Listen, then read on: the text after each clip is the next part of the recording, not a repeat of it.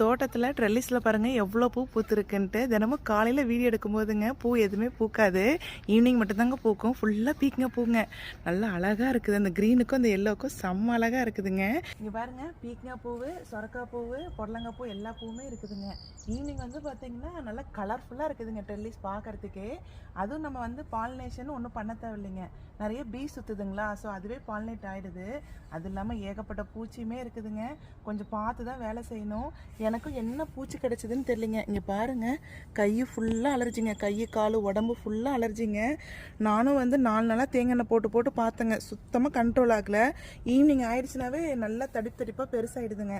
அப்புறம் டாக்டர்கிட்ட தான் போய் கேட்டோம். டாக்டர் என்ன சொன்னாங்கன்னா, ஏதோ கார்டனில் ஏதோ பூச்சி கடிச்சிருக்கும், அதான் அலர்ஜி மாதிரி வந்துருச்சு அப்படின்னு சொல்லிட்டு மருந்து கொடுத்துருக்குறாங்க. கார்டன் செய்யறது ஒரு சந்தோஷம்னு பார்த்தீங்கன்னா கொஞ்சம் இதெல்லாம் பார்த்துமே செய்யணுங்க.